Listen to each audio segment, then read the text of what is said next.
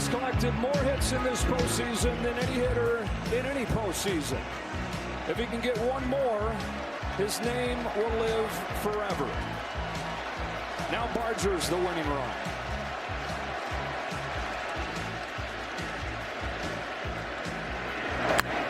Fly ball to left field. Hernandez on the run with Paez over his head.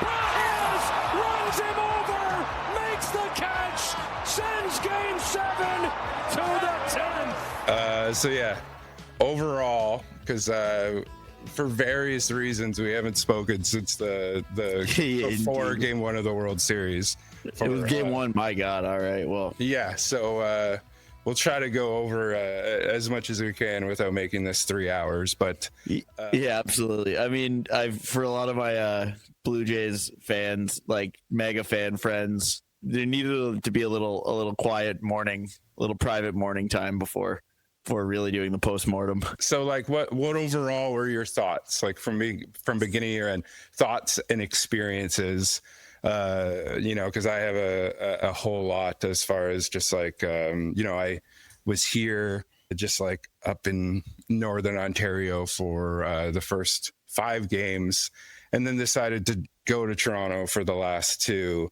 And we'll talk about it, but like if the game went differently, we likely would have ran into each other. I would think so. It's funny. I had that like kind of start at the end and work my way back here, but I was working that night and I work at like a wine bar where we don't typically, the only sports we've ever shown outside of Game 7 of the World Series was Game 7 of the Raptors.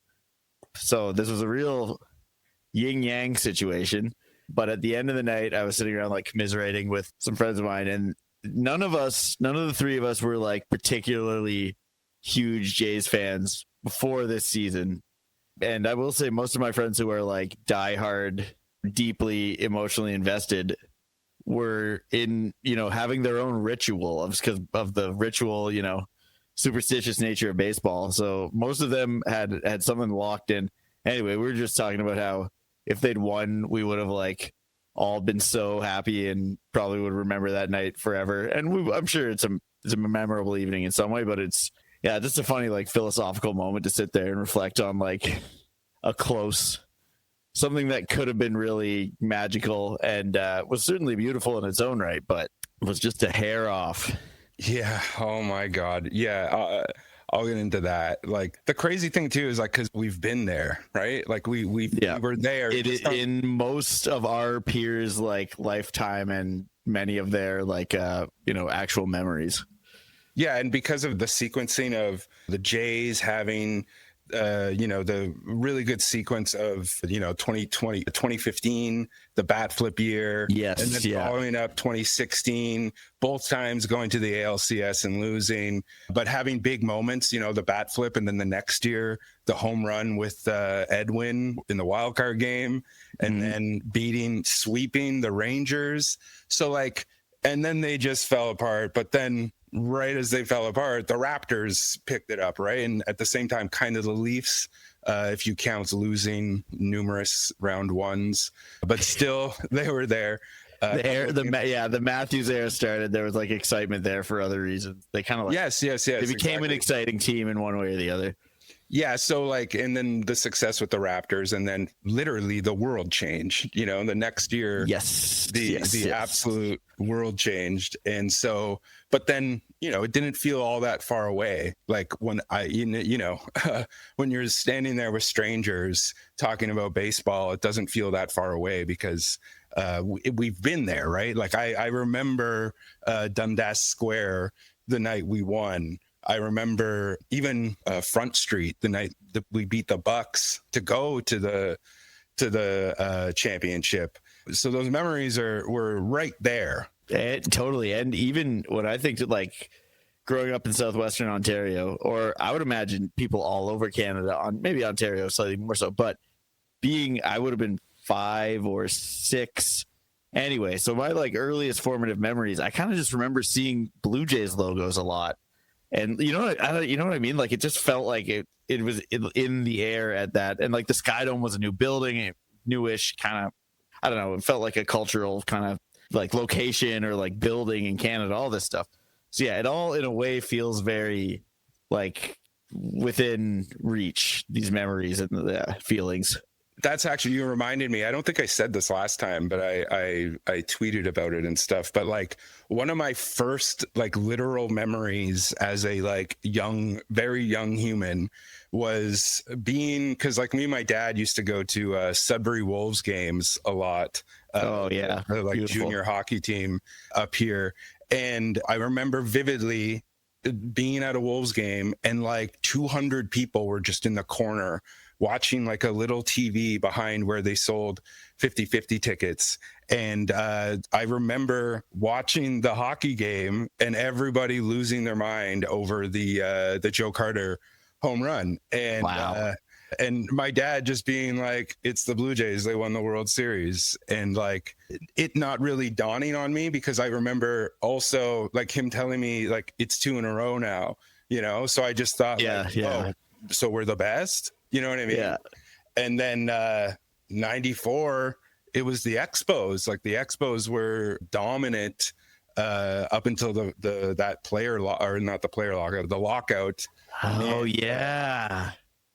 So yeah, there was for like my early childhood, it was just Canada wins at baseball, and that's a whole other topic that we can get into another time with the Expos and all of that. But yeah, the thing that I was like, my thoughts, like I honestly, just as someone like grew up with hockey as my core fundamental sport and not really paying much attention to other sports until I became like an older young person and like got into adulthood. So baseball was probably one of the ones that took the longest for me to like really like fall in love with.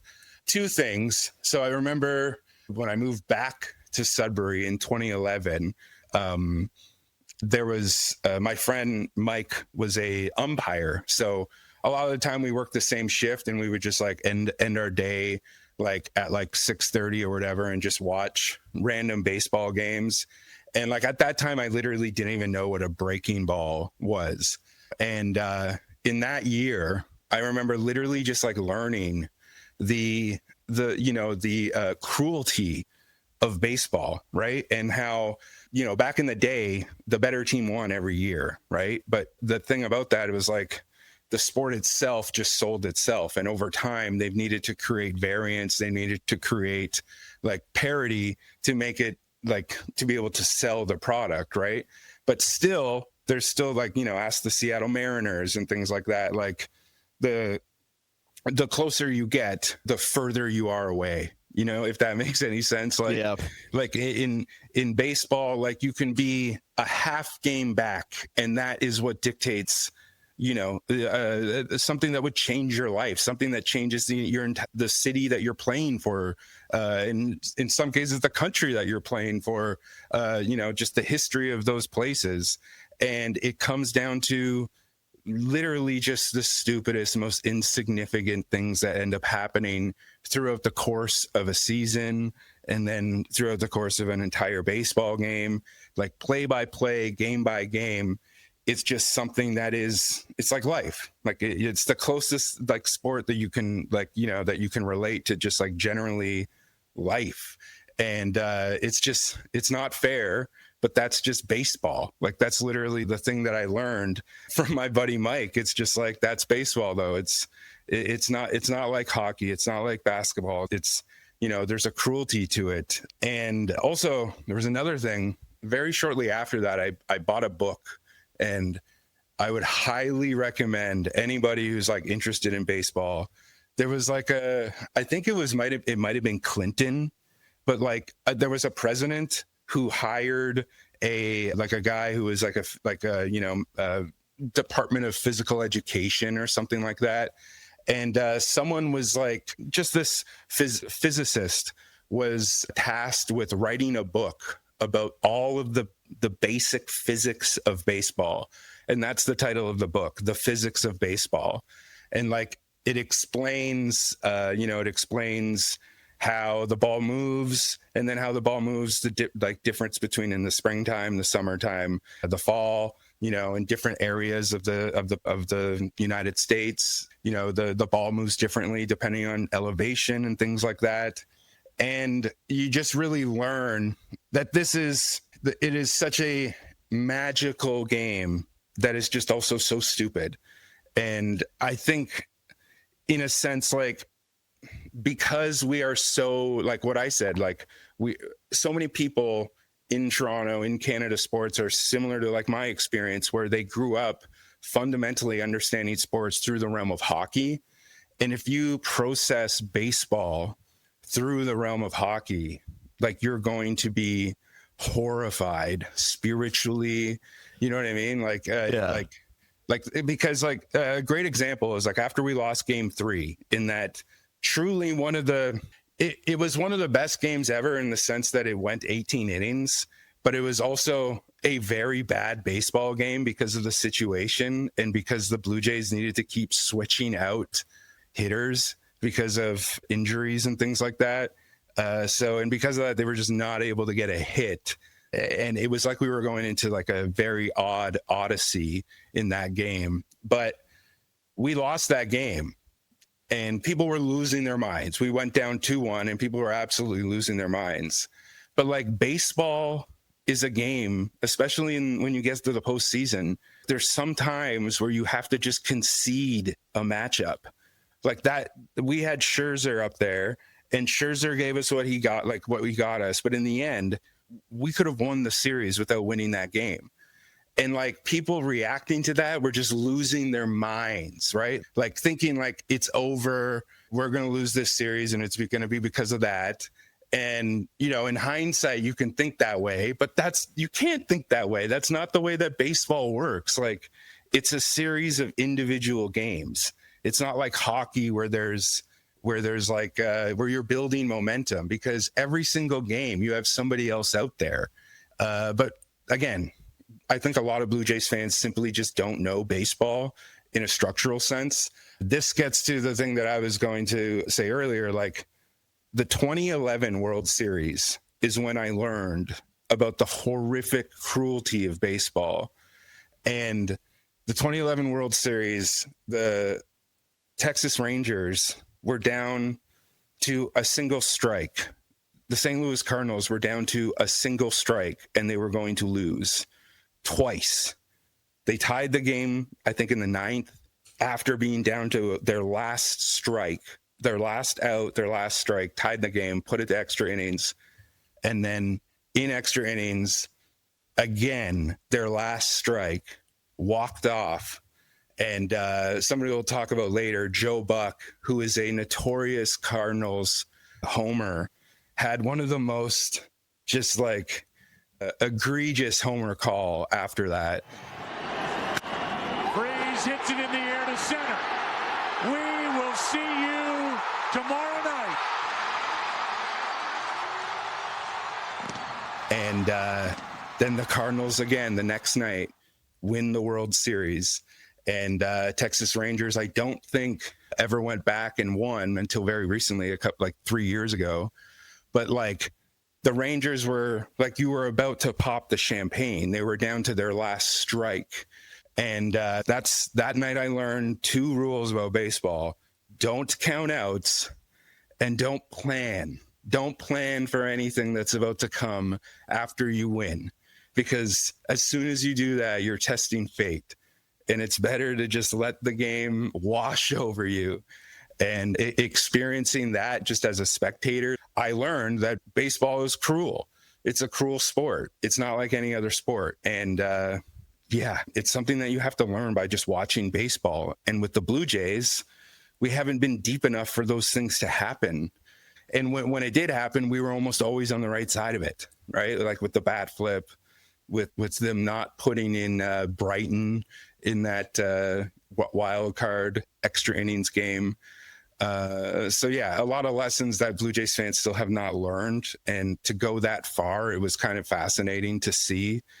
The other thing, like the thing that I thought to be the most fascinating was like the Blue Jays hit that shot that pretty much could have won the game off of I believe it was Clement, and Andy Paez completely knocks over Kiki Hernandez, who was not going to catch that ball. And Trevor Plouffe was the person who I heard say this.